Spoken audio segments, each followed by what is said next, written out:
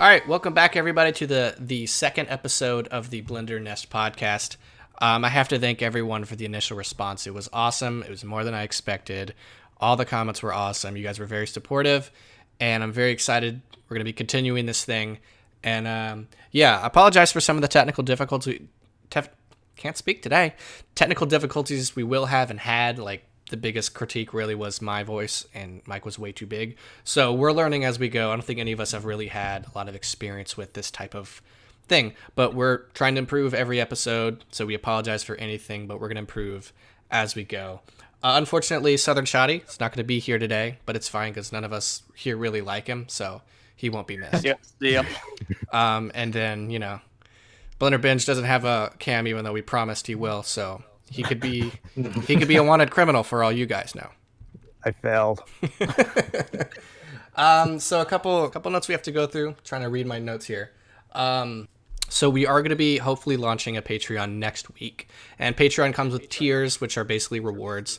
So if you guys in the comments section would like to put in your ideas of what rewards you want to see on the Patreon, that would be greatly appreciated. We're going to be brainstorming, but if you guys can come up with some ideas for that, that would be awesome. Oh yeah, and just generally, so you guys know, the stuff we were thinking about is like early access, since we record this and then 4 days later-ish we probably release, but the thing's edited probably a day later. So there's early access, and then also potentially additional like episodes that you wouldn't get access to. But those are just ideas. There'll definitely be a bonus episode in that month, so that's one thing to look forward to. But this week is sort of the brainstorming week for the podcast. I mean, not for the podcast, for the Patreon. So yeah, all that stuff aside, let's get into the episode. We have a lot of cool questions to go into, but Also, last thing, if you guys have questions you want to ask us for another episode, put them in the comment section of this episode, and we will hopefully get to them if we have time. So I have just a big list of questions that we can go through here.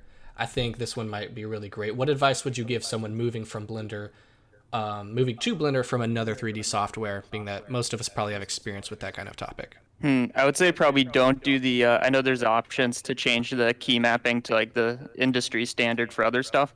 I'd probably just keep the default Blender stuff, because it's the hotkeys that are there for a reason. And once you get used to it, there's certain combinations that make sense. And a lot of the stuff is universal. You have the same hotkeys between different workspaces and stuff.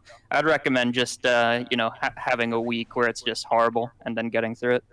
Also, I apologize for the echo you can hear. We're going to try to work around that. Yep. Yeah, I'd agree with that, because also all the tutorials, we try our best, I'm assuming everybody's the same as me, to keep everything sort of vanilla, out-of-the-box Blender, so we don't have any change our hotkeys and all those things. So you'll find it very difficult Blender from tutorials that are online if you don't have the basic settings. Otherwise, you'll always be trying to catch up with the tutorial. Yeah, I would say also try to take the user interface with a pinch of salt, because one thing I found when learning new softwares is that I know there's an operation or an effect that I can use somewhere, but I just can't find it in the menus. But with Blender, we have the search function. So if you're having trouble and the user interface is annoying you, just look in the search function, because you can search for a lot of operators. And I think that will save a certain amount of frustration. But also, Blender is so customizable as well. So more customizable than other softwares, because it is completely open source. So try to avoid those key moments of frustration where you just want to throw the whole software away because it can't do that one simple thing that you know how to do in the other software. Just take it all with a pinch of salt. Also, I get tons of questions a week, like, how do you fix this? How do you do this? Is there a function for that? Google is a great resource. I hate to be that guy that's like, just go Google it.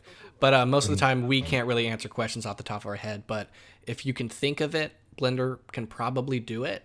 I would just, and most people have probably come into contact with the same idea as you. Like, how do you do this? How do you know how you would probably try to tackle this idea?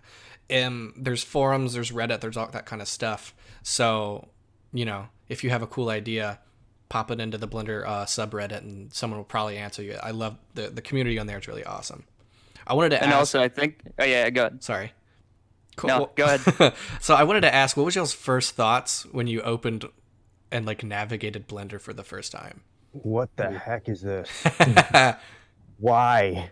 Yeah, the first time I opened it, it was I was trying to mod Oblivion, the Elder Scrolls game, Yeah. And back then, Blender, it was different where you had like all the 3D stuff at the top and then everything else was at the bottom. Uh-huh.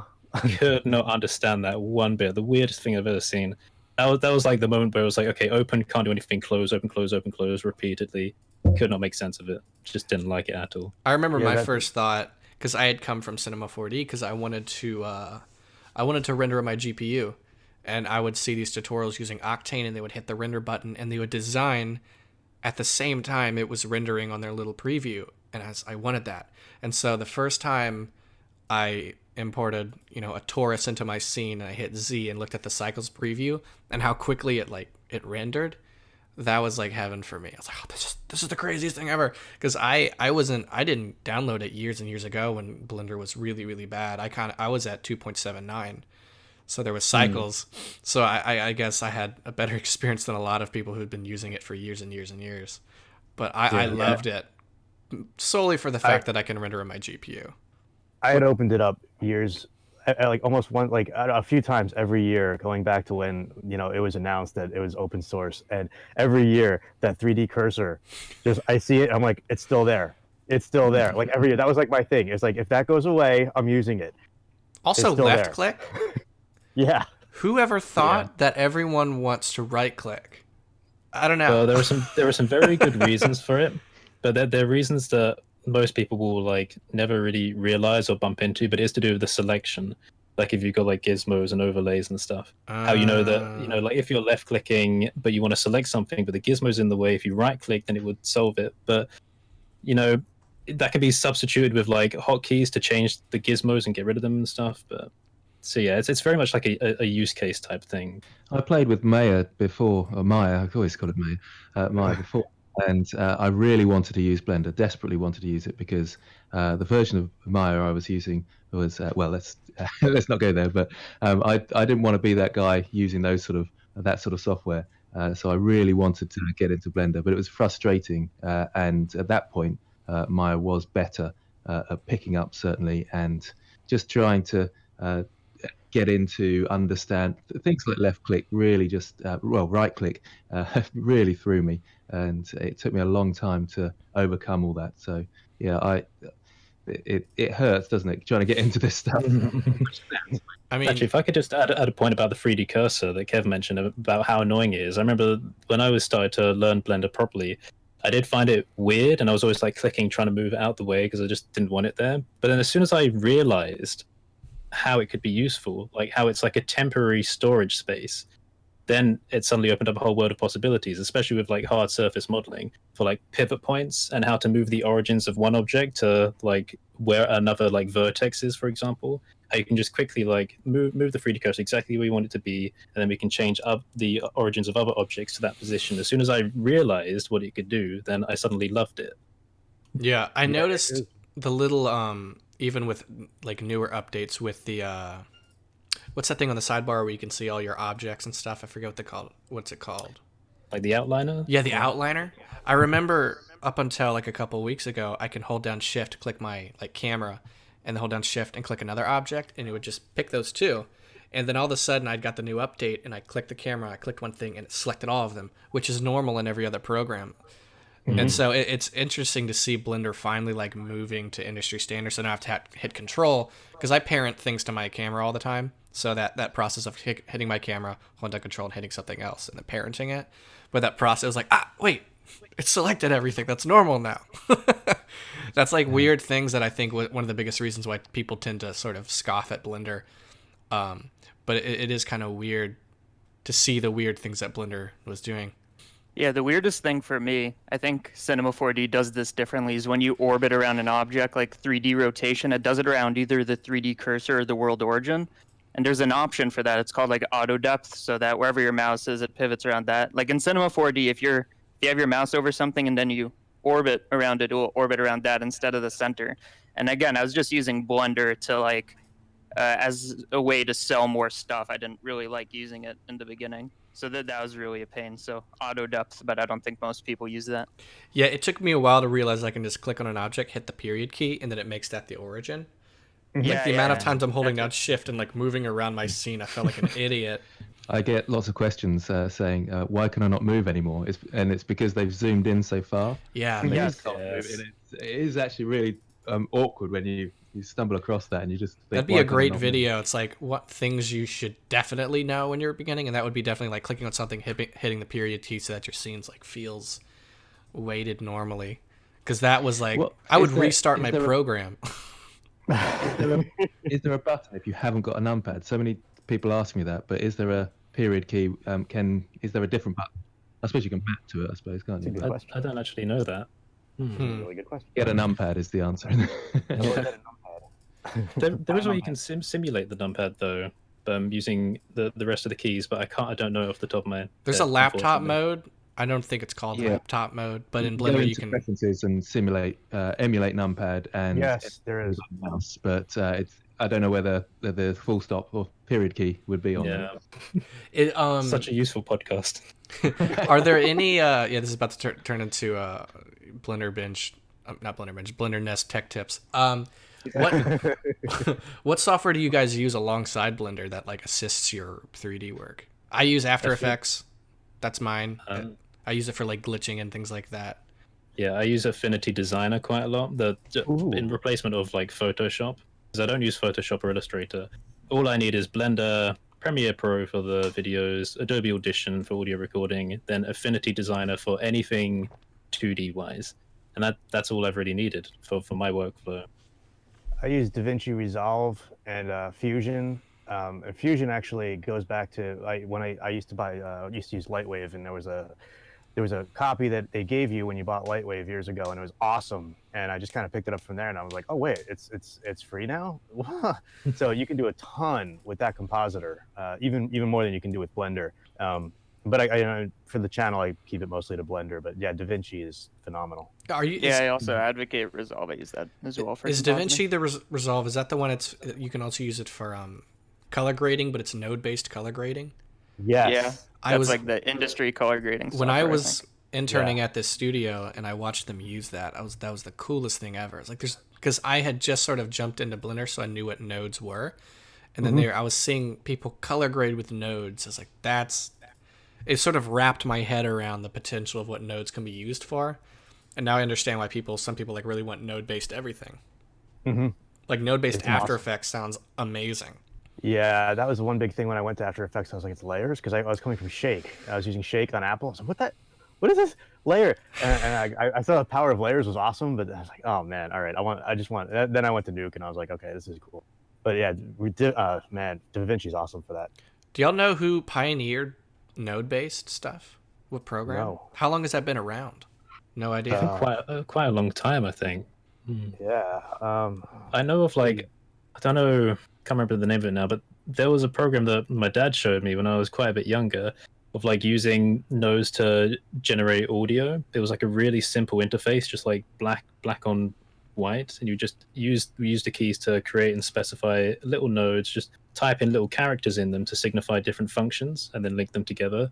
But I just remember that when I was like quite a lot younger. So that type of structure has been around for quite a while. I remember that program. I can't remember the name of it now. Something like Pure Data or something else. Out of curiosity, what was the first like creative program y'all ever used? Mine was Pinnacle Studio HD when I was making like little YouTube skits with this little waterproof camera. So it was made by Avid. It was just an editor called Pinnacle Studio, and then I moved over to Premiere. But that was the first one I ever touched. Windows Movie Maker for Windows Vista, or maybe XP. I don't remember. What did you do in it? Literally just did jump cuts, and you know Zach King. Yeah. Basically that on a garbage scale, but with. Oh boy. Zach King makes like really, really cool edits and like illusions and things like that. He's amazing. For those of you who he don't ate know the who Randy that is. Donut thing. I Yeah, remember. Oh, sorry, you say, Kev? Oh, go ahead. I was just gonna say, me and my brother, I remember we used to play this like 3D game maker thing back on like the off-white massive boxy computers. And you'd like pick the level type, you'd like draw it out in 2D, and it would make a 3D scene. And then you could just like run around, you choose the weapon, and then you take out the enemies, and that's it. So you design it, and then you play it. And I remember that it was like this really old and simple interface, but That was a lot of fun. Oh wow, that's awesome. Mine was being on day 397 of my 30-day trial period for Paint Shop Pro. So, that was it. I remember using just Microsoft Paint and Mhm. trying with that. It was absolutely hopeless. But that was my first pathway into digital art, if you can call it that, on Microsoft Paint. Yeah. What about the first 3D software? Because I think the first 3D software I touched was 3D Studio Max, and I think that was 2004, 2005-ish. Mine What was about the rest of Adobe. you? Mine was Adobe Dimension. It used to be Yeah. called Project Felix when it was in beta, and Adobe was just letting all their users use the beta, and so it was super cool. And it basically was just sort of for compositing. Like you would take a photo, you drop it as the background, and then you would use these like built-in HDRIs, and they gave you like a library of like 20 of them, and then they had these objects like bits of gold, a plate, a cup, bottle, and Algorithmic actually worked with them for the materials, so it had some very, very good materials with it. And you would just pop in a cup, and then you would mess with the perspective, and then you'd render it. It would take 10 years to render, and then you would have this nicely composited image right on top of your. So you couldn't animate anything or like that, but I tended to run that. I ran that program to its limits. Like I would go to Turbo Squid and get this crazy model because it lets you import OBJs. And then sometimes when I learned about extruding images in Photoshop, I would take a object, extrude it, like manipulate it, throw it into Dimension, put like a gold material on it, and then like mess with it and add a skull. And so that's why I like made my first like interesting 3D renders. And I have a tutorial for it on YouTube, which was the first tutorial I ever made. And then like 2 months later, I did these Blender tutorials. But that was like my first step into 3D, and it was so cool. It's a really cool program for anybody who has the Adobe suite and wants to try out like how fun 3D is. That's a cool one. So yeah, that was the first 3D software I ever used. Do you guys know what Alice is? No.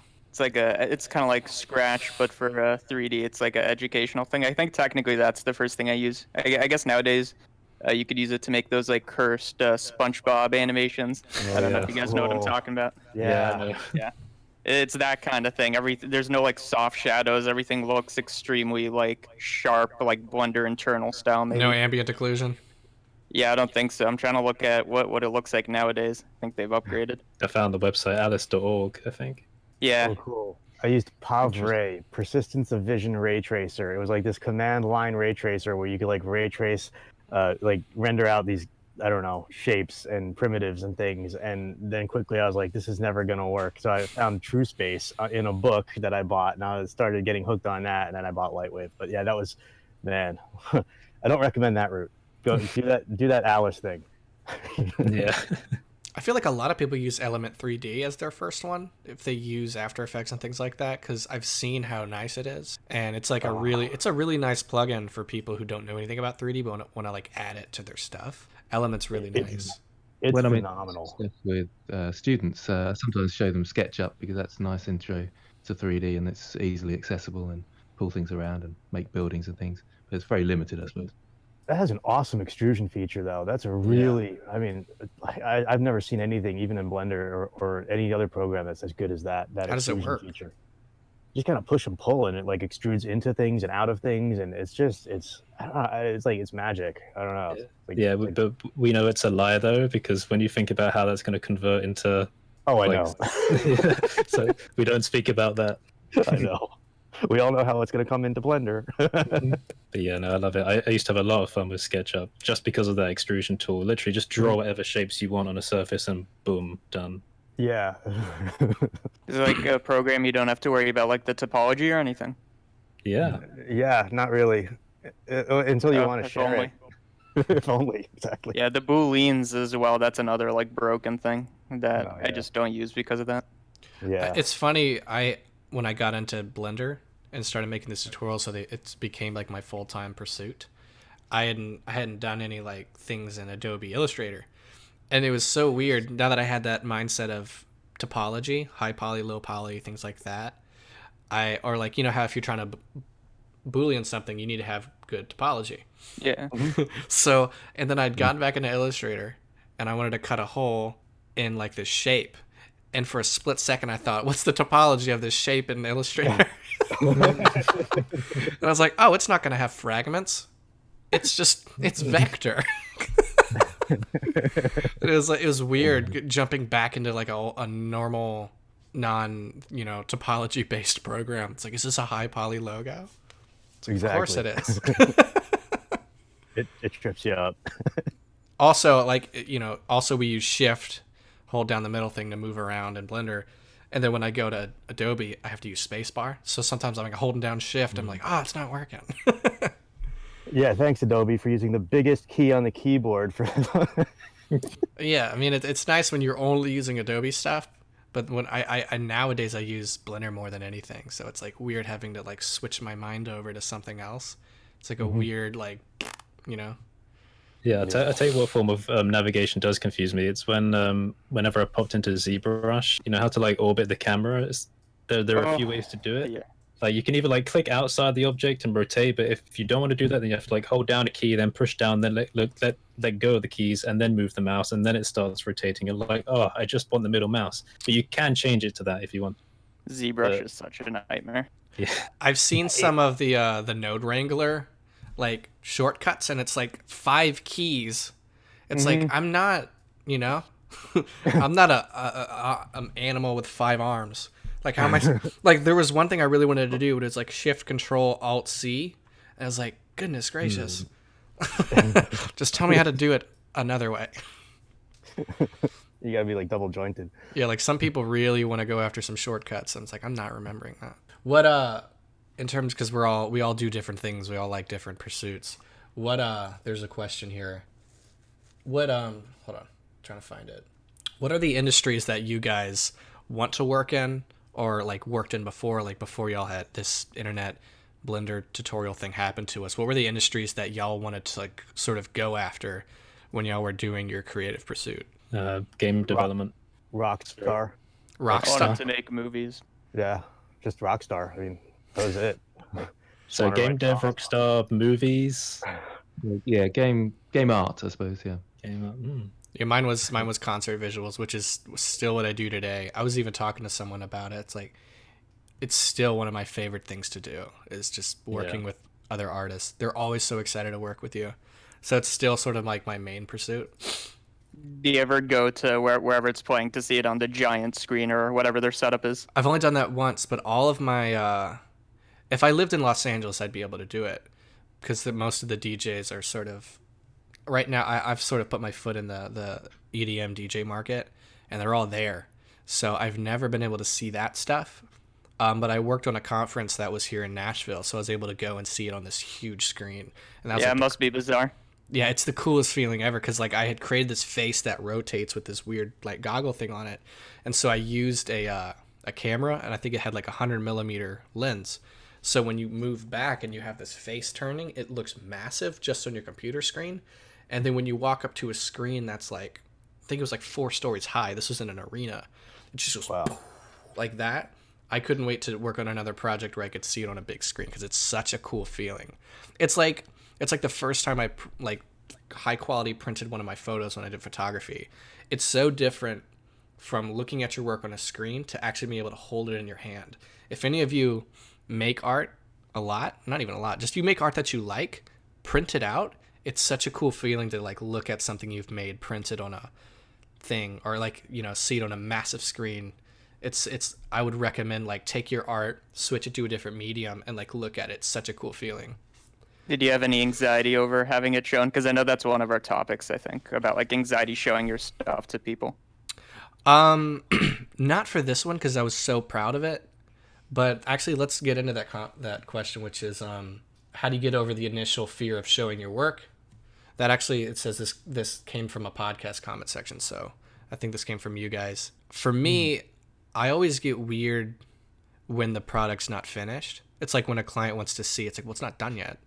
And then you get weird because they think the wrong way it's going. When I was little, my first creative thing I ever did was making these like goofy YouTube comedy skits. And I was always so embarrassed to show people because like I knew they were stupid and I was acting like an idiot. So I wasn't making something I'm proud of. But nowadays, now that I'm making something that I'm super proud of. I don't have that fear anymore. But I would say for those of you who do have fear, keep working on it. And once you know it's something like you're absolutely, absolutely proud of. But if it's something that your face is in, then that's like way, way, way harder to get over showing people, because that's like always awkward. Yeah. I've especially with 3D.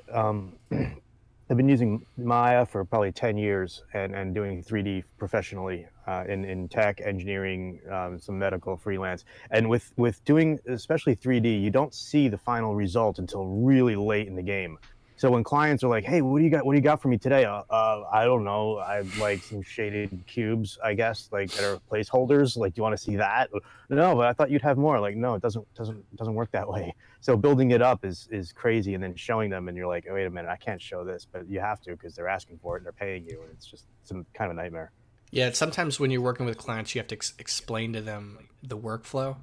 It's like, well, right now I'm working on the shading, and I'm testing the shading before I apply it to the model to make sure that it works on that kind of thing, and that takes the time. But that's what I'm working on. The product isn't that square. Exactly. It's not this cube. It's going to be your thing. I found that I have a bit of a fear of completing projects if there's nothing to do afterwards. And this was always like a major drawback for me finishing projects in previous years. And the way I got over it, and this isn't going to work for everyone, is having multiple projects going at once and being interested in all of them. So if there's only one project going and I'm nearly at the end, I'm scared because I think, okay, well, now I'm overanalyzing the last step. And once that's done, there's nothing else to do, and I can't visualize that. But if there's several things lined up at once, I can lay them out in front of each other and say, okay, I can see what's past this last step, so let's just go on to that now. And it helps me not to obsess over the details for finishing the first project. So then you keep stepping forward, and in a way, it doesn't feel like you're actually finishing projects if they sort of all merge into one. That's how it helps me to visualize it, so I can just move in between and keep stuff going. But also, there's when it comes to YouTube and the anxiety of finally putting stuff out, I do find myself hovering over the publish button quite a bit and waiting, double, triple, quadruple checking. I've proof watched the video, let's do it again because I'm sure I've missed something. So in the end, when I know I'm just getting too crazy, I'll just get one of my friends to do a countdown. I'll say, right, you count from 5, and when you hit 0, I'm going to do it. Nice. And then I get nervous about thumbnails. For me, at least in my head, the thumbnail is the most important thing about getting people to click. So I go through thumbnail after thumbnail, and sometimes I'll click upload, like it's scheduled, and it'll be there all overnight. It's gonna upload in the morning. There'll be at one point in the night I'll get up and I'll redo the thumbnail again. It's sort of like that nervousness of trying to get the perfect product out there that people will actually want to look at. Yeah, I feel it's you reach a point where it's like, all right, it's good enough, push it out there. But there's a lot of people I think out there, especially in the comments of this podcast last week, where somebody was kind of on the fence about putting their stuff out there. They said that they've been holding on to tons of their artwork because they're afraid of what people might think. And for that, I just say just put it out there. You're gonna get nailed. I mean, you're gonna get dragged through the mud no matter what you do. This is the internet. Go through all of our channels and look at all of our comments and the people dragging us. It's gonna happen. Just keep going. And you know what? You're gonna find those nuggets of constructive criticism out there that are gonna help you grow as an artist. And just go with those, and ignore the trolls. Also, it's sort of like when you, not assuming that all of us here have gone cliff jumping, but if you've ever been at a pool or at a diving board, when I'm afraid of heights, and when I was real little, I would go for the small, the less elevated diving board. But when you get to the top one and people are encouraging you to just go, sometimes as soon as you just step off, it's not as bad as it actually seems. You hit the water in half a second, it's over, and it's oh, okay, I'm good. Let me go do this again. That was fun. It's you'll have a piece of work that you like, and you're nervous to put it out because you can hear all the criticisms. On a side note, if you hear criticisms about something that you think they'll say, that, I don't like that shadow there, I don't like how the light's hitting that, well, then change it, because that's you saying maybe that's not that good. Then if you go and attack those things that you think people are going to criticize, then that'll give you a little bit more strength to put it out. But also, if you have a piece that you personally like, just put it out, and people will probably like it, because even no matter where you're at, people, as long as their respective respecting artists and they know where you are and know where you can go, they're going to encourage you and they're going to like what you're doing. So the internet is an evil place, but also it's also full of nice people who want to encourage you. It just depends on how you represent yourself, things like that. But I would say just put it out, even if you're scared. Just do it anyway. Get over that fear and do it a bunch of times, and eventually you'll just get used to just putting out work. And if comments come that you don't like, deal with that, because some people, this is life, and you're not gonna get yeses and high fives your entire life. You're gonna get a lot of no's and a lot of change this and change that. That's just the way life is. And as soon as you confront that, get used to it, and prepare for it, you'll be ready to, confront more difficulties, and you'll get better and better as a person and an artist. You guys should record that clip and play it over and over and over again. That was perfect advice. There's quite a big fear of failure for a lot of people these days. We're noticing it in the classroom with the teaching, that there's massive anxiety. It's growing all the time, and it's this fear of failure. But my motto, especially in the classroom, is to kind of embrace that failure and put your failures out there, and it gets you over your anxiety. So we kind of have this sort of mini forum within our classroom that we post pictures on, and even if you haven't finished your piece, you post it anyway. And some people don't, because again, they're still nervous about putting their work out there. But the people that do will improve quicker because they're embracing that failure. And it's that classic saying of failure being the best teacher. And that's really important. And that's something that I really that's absolutely essential to me, especially when teaching, is to embrace failure. I probably do it a bit too much because I just press the publish button on my YouTube videos, and then the next one, and there's spelling mistakes, and there's all sorts going wrong. But the community's nice like that. Generally speaking, the artistic community is nicer than a lot of communities. Try being a model on Instagram, then you know about it. So don't worry, get out there, embrace failure. That's my thinking anyway. I have a phrase that I give to other people that are interested in starting YouTube, and it's about dealing with mean comments. And I say to them, don't take criticism from anyone you wouldn't take advice from. So do you know the person? Do you know what they've done? Have you seen their work? If not, and you're getting the criticism, then take it with a pinch of salt or just ignore it. Now, obviously, some criticism from random people is going to be valuable, but you've got to know where the cutoff point is to stop it from affecting you to the point where you're not going to produce any more content. I love that a lot. Yes. That's cool. That's yeah, awesome. I have, even in my college classes, there's people who I know what their work looks like, and then they'll go to critique my work. And it's like, I just like the teacher. But, you got to take everyone's opinion with a grain of salt, because at the end of the day, everyone does, at a certain point, have a good... have good things to say. The thing is, like, the clock is right. A broken clock is right twice a day. It's like, it's usually a mean thing to say, but everyone can be right. So, take everyone's advice with a grain of salt. But yeah, I like that saying a lot. That's almost like tattoo worthy. It is. There's also that lobster analogy. I don't know how true it is, but when, there's a kind of myth when the lobster like reaches the top of the tank trying to climb out, the other ones are all there trying to pull him back down. So I kind of feel like, a lot of people will try to pull others back down when they're, just about to reach the heights. And it's just human nature, I don't know, jealousy, whatever. But it goes to the grain of salt thing. It's like, pick your battles. Yeah. On a similar topic, because this is a question I get all the time, is how do you come up with ideas as frequently as you do? And even not talking about frequency, just how do you get the ideas that you get? Because some people do have a problem with like writer's block and things like that. And also, when you're in writer's block, what do you do about it?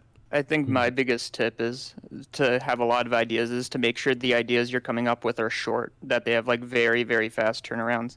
Because I think if you go right for a masterpiece, you're going to get discouraged. And if you do finish it, you're going to be too nervous to publish. So make sure that you can like fast produce things. It doesn't mean it has to be bad. Most of my things are like 15-second ideas, honestly. They're just really short VFX clips. So I would say try to come up with very fast ideas. And even if you're only half interested, just do it, because you don't have anything else that you'd be doing instead if you don't have the idea. I actually wrote a blog post about this called Creative Blocks and Staying Inspired on curtisholt.online. And one of the things I talk about, it's basically like an essay, is about curiosity, discovery, and divergent thinking. And basically, I don't sit down and try and create ideas for YouTube videos. I do like everything else, and then ideas for YouTube videos just happen to come about as a result of that. So, for example, I'm interested in all sorts of stuff. I like writing, I like game development, I like making artwork, I like music to some degree as well. And oftentimes, while I'm working on projects for those things, which most of the people in my audience don't get to see anyway, ideas for YouTube videos come about as a side effect of that. So I would say, rather than actually trying to come up with ideas, sort of see what other creative fields you can like absorb yourself in. You know, for where you're taking in inspiration and you're creating new things for that field, because quite often you might surprise yourself with how those fields start to merge, because creativity is basically combining ideas. And if you're looking for new ideas, you're not going to find it just by looking in one place the whole time. You need some things to combine, you know. So that's, I think, YouTubers that do really well are ones that have multiple interests or interests in multiple creative fields. That's something that I've quite often seen. So ask yourself, you know, what are the fields that you're interested in, and then play around with them, and then see, is there any way that these can be synergized? Solid info. Yeah, that's great. Yeah, I like that. I just mind my past.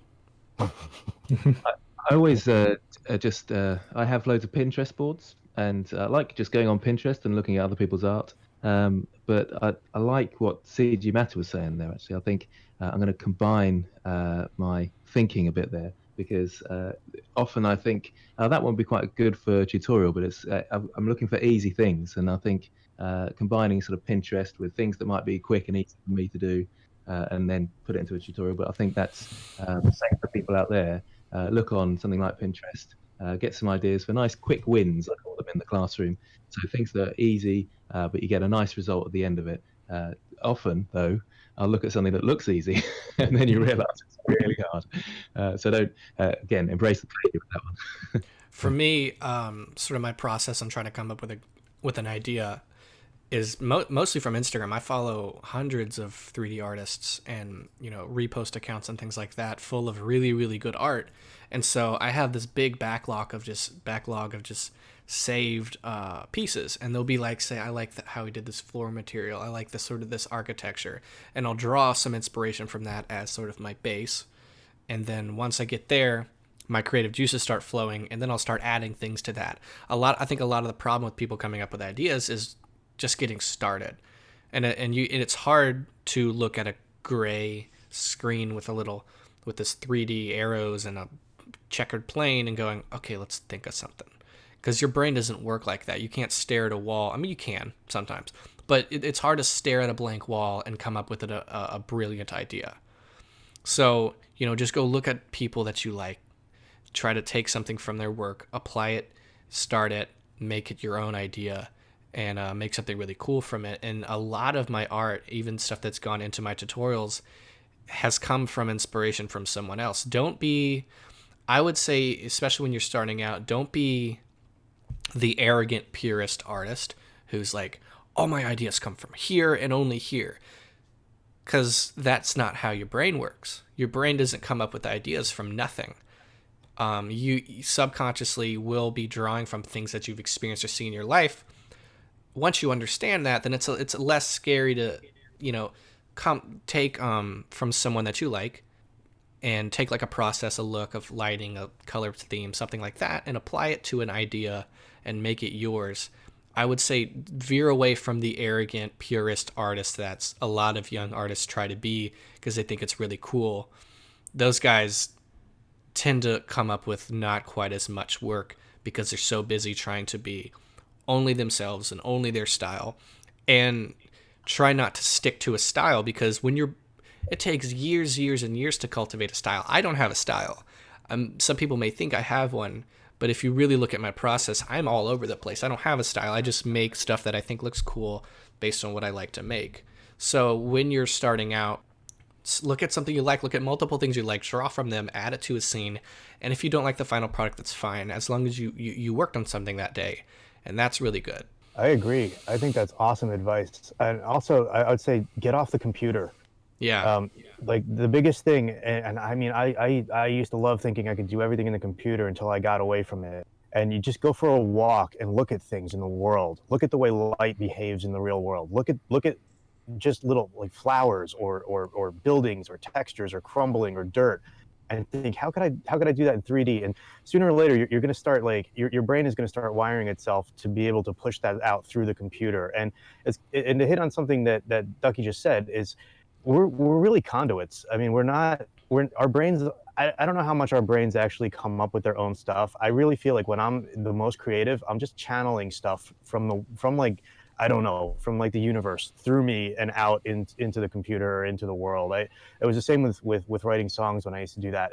They never came from me. I always felt they're coming from somewhere else. I don't know where, but they're coming through me. And I think when you open yourself up to that, your creativity is going to spike. And it's still your idea. Don't think that your art is any less yours if you are taking inspiration. You still did it. You still put the work into it. It is yours, whether it was inspired, because at the end of the day, everything you do is inspired, whether it was on purpose or not. So if you embrace that idea, it's still your artwork. You still did it and you still know how to do it. So don't think that belittles your work and that makes you less of an artist, because your favorite artist, you don't know how he came up with his ideas. And a lot of people like to fantasize, like, my favorite artist probably came up with that from the empty, like the depths of his brain. It's not like that from people I've talked to and myself as well. And for those of you who watch me and think I come up with my ideas from the depths of my brain, that's not true. I don't, I take about as much inspiration as anyone else does, and there's nothing wrong with that. Yeah, and it is. You're right. It is your own. You're the one putting it together. You're the one putting it out there. But the inspiration is coming, and just let it flow. Yeah, but don't steal. There's an obvious, there's an obvious point where it's completely stealing, and you shouldn't have to worry about that. And if someone, even if someone recognizes that you took inspiration from that, and they try to belittle you for it, it's fine. That person just, doesn't want you to be successful anyway. But there's a certain point, things like that. Or like the annoying comment of people saying, I know how you did that. I get that all the time. Just because someone knows how you did something doesn't make it any less cool that you did it. That just means, all it means is they know how you did it. I get that comment so much when I post something. Oh, I know how you did that. My comment is always, well, that's awesome. You don't need to watch the tutorial for it then. That just means you're at a certain level that you don't need to learn it. That almost belittles yourself. Like you're saying, oh, because I know how to do it, it must not be good, that skill to make. That's not true. Don't let those comments, even when I was in film school and I would be doing these After Effects tricks, people would like point it out to belittle it. It was so annoying. But that just means they know how to, they're on your same level. It's fine. Don't get caught up in the 3D art where you're trying to make sure that no one can know how you did this sort of feature. Then you get lost in it and it's not really artistic. It's more technical. Yeah, and I would say, sorry, I was just going to say, I would say never underestimate goodwill and good favor as well by giving credit. So, if you're taking inspiration from lots of places, and if you're trying to give out as much credit as you can, then you'll find that, it's quite often a good way to make friends or build your community faster and consequently learn new things, because those people will be more open to sharing information with you. So where you can, give as much credit as provided. But, again, there are a lot of cases where you don't really need to. But again, there are a lot of cases where you really should. Yeah, if it's more obvious, then you should definitely do it.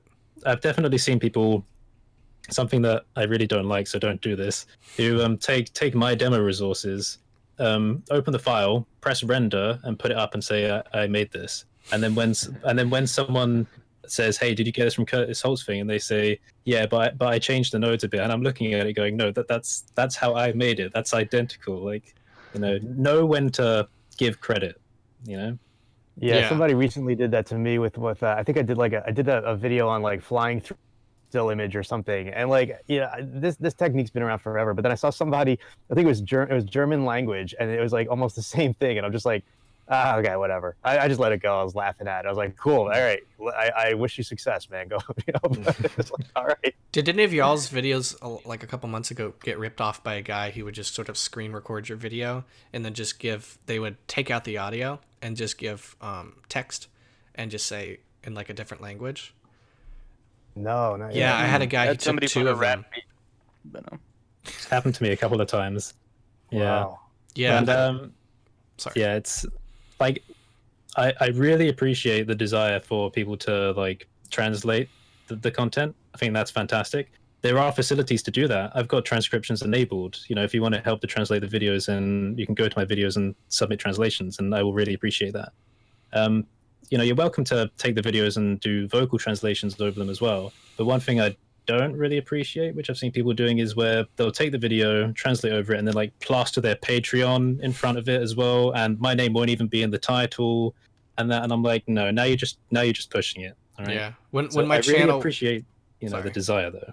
Yeah, when my channel was smaller, I would like attack people. Hey, give me credit. Now I don't care anymore because Yeah. they're not gonna, their channel's not gonna be more successful than mine if they're taking my content. So I don't really worry about it too much unless it gets like over like 50,000 views. Then it's like, okay, they need to know I did this. Let's see, where are these comments here? Let's just go through a couple of them here.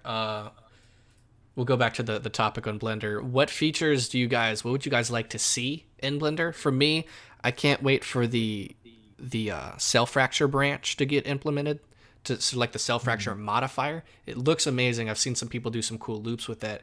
Way more powerful, and you don't have to work with like 600 pieces in your scene. It works all through the modifier, and I think that's a really powerful tool that I can't wait for it to be officially implemented, because that's something you see in other programs with all these cool cell fractures and Voronoi fractures and things like that, and I can't wait to use that because that's super useful. Yeah, that's a great one. Another one I would love to see, and I haven't seen any of it at all, is finite element capabilities, where you can do really like squishy stuff. It's not soft bodies. It's more like it keeps its volume and everything, and it just, you can do these crazy organic things with it.